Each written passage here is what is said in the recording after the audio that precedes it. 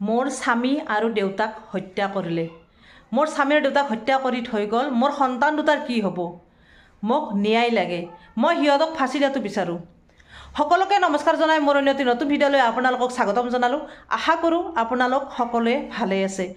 যেতিয়া এগৰাকী নাৰীৰ স্বামী আৰু শহুৰ দেউতাকক কোনোবাই হত্যা কৰি থৈ যাব, হানি খুচি হত্যা কৰিব, আৰু সেই নাৰীগৰাকী যেতিয়া দুটাকৈ সন্তান থাকিব, তেতিয়া সেই নাৰীগৰাকী কি হ'ব আপোনালোকে এবাৰ ভাবি চাওকচোন। তেওঁ কেনেকৈ চলিব? এই সন্তান দুটাক কোনে চাব? হয়নে নহয় কথাটো জনাব। আচলতে কি হৈছে, সেই শহুৰ দেউতা আৰু তেওঁৰ স্বামী দুজনকে একেলগে একে জেগাতে হত্যা কৰিলে, হানি খুচি হত্যা কৰিছিল। বহুত দুখৰ কথা নহয়নে বাৰু? এই ঘটনাটো ক'ত হৈছে আপোনালোকে গম পাইছেনে? যিহেতুকে পিতা পুত্ৰ বুলি কয়, শহুৰ দেউতা মোৰ স্বামী মানে পিতা পুত্ৰ দুজনক একেলগে যেতিয়া হত্যা কৰি থৈ যাব, সেই নাৰীগৰাকী কি ডিচিশ্যন ল'ব, কি কৰিব? এতিয়া শোকাকুল পৰিৱেশ তেওঁলোকৰ ঘৰত। এতিয়া সেই নাৰীগৰাকী, সেই মহিলাগৰাকী এটা কথাই কৈছে যে মোৰ স্বামী আৰু মোৰ শহুৰ দেউতাক যে হত্যা কৰিলে, সেই হত্যাকাৰীৰ ঘৰৰ ভিতৰত জ্বলাওক, তাতে খৰি দিয়ক, চোতালতো নহয়। ওচৰ চুবুৰীয়াও কৈছে আৰু সেই মহিলাগৰাকীয়েও তেনেকৈ কৈছে। আৰু কৈছে মোৰ সন্তান দুটাৰ কি হ'ব, গতিকে মোক ন্যায় লাগে আৰু সিহঁতক ফাঁচি দিয়ক।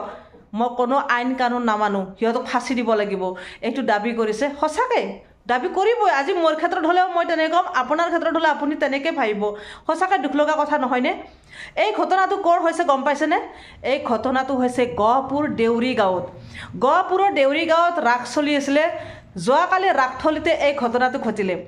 সেই গহপুৰ দেউৰী গাঁৱত যেতিয়া ৰাসথলীত ৰাস কৃষ্ণ নাচিছিলে এজন ল'ৰা, সৰু ল'ৰা, আৰু সেই কৃষ্ণ নাচা ল'ৰাটোৰ দেউতাকৰ লগত ওচৰৰ মানে 300 মিটাৰ দূৰৰ এঘৰ মানুহৰ লগত বাক বিতণ্ডা আছিল। আৰু সেই মানুহঘৰে কৈছিল যে তোৰ ল'ৰা কৃষ্ণ নচুৱাব নোৱাৰ, ৰাস নচুৱাব নোৱাৰ।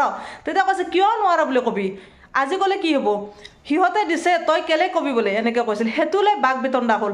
যদি সঁচাকৈ কৃষ্ণ ৰাস যদি কৰাব নোৱাৰে, যদি নচুৱাব নোৱাৰে, তেনেহ'লে আগতে ক'ব লাগিছিল যেতিয়া আখৰা কৰিছিল। কিন্তু সেই মুহূৰ্তত কিয় কৰিলে? আচলতে তেওঁলোকে সুবিধা বিচাৰিছিল, কৃষ্ণ বৰদলৈ বুলি সেই মানুহজনে তেওঁলোকে সুবিধা বিচাৰি আছিল যে এওঁলোকক আমি হত্যা কৰিম, গতিকে হত্যা কৰা হয়তো সুবিধাটো পোৱা নাছিল। আৰু সিদিনাখনে সেই ৰাসথলীতে কৃষ্ণ নচুৱাক লৈ এটা বাক বিতণ্ডা কৰি এনেকৈ কাজিয়াৰ সূত্ৰপাত ইমান দূৰলৈকে লৈ গ'ল যে হানি খুচি দুজনকৈ মানুহক একেলগে হত্যা কৰি পেলালে।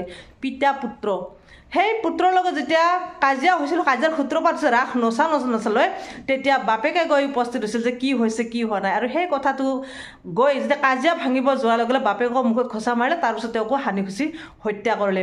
এতিয়া জানিব পৰা মতে সেই কৃষ্ণ বৰদলৈ মানুহঘৰৰ যিজন নাতিকজন পলাইছে, আৰু তেওঁলোকৰ বাপেক পুতেক গোটেইকেইটা 3জন ইতিমধ্যে ধৰা পৰিছে। তেওঁলোকে হত্যা কৰিছে। আচলতে তেওঁলোকৰ হেনো বহুত আগৰ পৰাই কিবা শত্ৰুতা আছিল, যিটো গাঁৱৰ মানুহ একেখন গাঁৱৰে হয়, সেই দেউৰী গাঁৱৰে, কিন্তু 300 মিটাৰ ডিষ্টেঞ্চ দুয়োঘৰ মানুহৰ মাজত। এতিয়া চাওক, ইহঁতৰ শাহু বোৱাৰী দুজনীয়ে একেলগে বিধৱা হ'ল। আৰু সেই বোৱাৰীগৰাকী দুজনকৈ সন্তান আছে, দুটাকৈ সন্তান, একেবাৰে সৰু সেই ডাঙৰ সন্তানটোৱে কৃষ্ণ নাচিছিল, আৰু সেইটোলৈ মানে এটা কাজিয়াৰ সূত্ৰপাত হৈছিল। এতিয়া চাওক, যেতিয়া সেই বোৱাৰীজনী গম পালে বাপেকক মাৰিলে নেকি, বাপেকক ধৰি থাকিল, তাৰে পিছতে গম পালে যে তেওঁৰ স্বামীও পৰি আছে, তেওঁৰ স্বামীকো হত্যা কৰিলে। এনেকুৱা এখন যোৱাকালি হুলস্থুল হৈ গ'ল। সঁচাকৈ দুখৰ কথা নহয়নে? তেজৰ নদী বৈ গ'ল যোৱাকালি, তেজৰ নদী বুলিও ক'ব লাগিব। কিমান দুখৰ কথা। এতিয়া তেওঁলোকৰ ঘৰত শোকাকুলৰ পৰিৱেশ। তেওঁলোকে এটাই বিচাৰিছে যে আমাক ন্যায় লাগে, আমি ন্যায় বিচাৰোঁ, আমি আইন কানুন নিবিচাৰোঁ যে আইনে যে কিবা কৰিব, তেওঁলোকক কি হ'ব কি নহয় নাজানো, যি নহওক তেওঁলোকক ফাঁচি দিয়ক, আমি ফাঁচি দিয়াটো বিচাৰোঁ। আৰু তেওঁলোকৰ ঘৰত চোতালতো নহয়, ঘৰৰ ভিতৰত মোৰ স্বামী, মোৰ শহুৰ দেউতা আৰু শাহুৱেকো কৈছে যে মোৰ স্বামী, মোৰ ল'ৰাক একেলগে দুজনকে খৰি দিয়ক তেওঁলোকৰ ঘৰৰ ভিতৰত।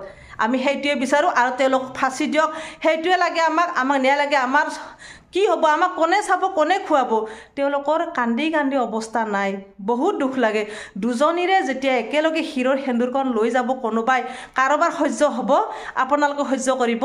কি আছে কি নাই সেইটো পিছত দেখা যাব। কিন্তু সেই দুজন মানুহক একেলগে কিবা পুৰণা কথাৰ শত্ৰুতা থাকিলেই যেনিবা, সেই বুলি দুজন মানুহক একেলগে ৰাসথলীতে হত্যা কৰিলে। হত্যাকাৰী কেনেকুৱা টেঙৰ হ'ব লাগিব, কেনেকুৱা চালু হ'ব লাগিব, কেনেকুৱা টেলেণ্টেড হত্যাকাৰী হ'ব লাগিব, আপোনালোকে এবাৰ ভাবি চাওক।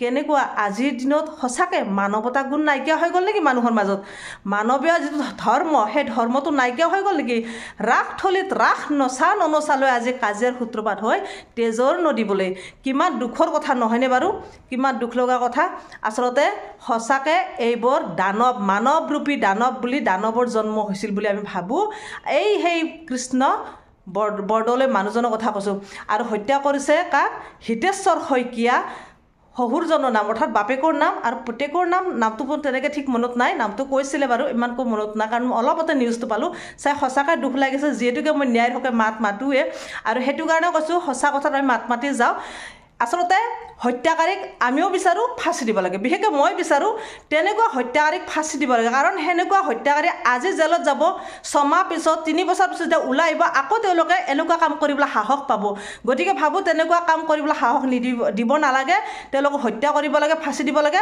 তেতিয়া নেক্সট টাইম এনেকুৱা কাম আৰু কোনেও কৰিবলৈ আগবাঢ়ি নাহিব সেইটোৱে বিচাৰোঁ গতিকে ন্যায় লাগে আৰু সেই সন্তান দুটাৰ ব্যৱস্থা সেই ঘৰখনে ল'ব লাগিব সন্তান দুটাক ডাঙৰ কৰা খোৱা ধোৱা সমস্ত দায়িত্ব ঘৰখনৰ ওপৰত আছে বুলি ভাবোঁ গতিকে এইখিনি কৈয়ে মই মোৰ ভিডিঅ'টো সামৰিছোঁ আজিলৈ বাই বাই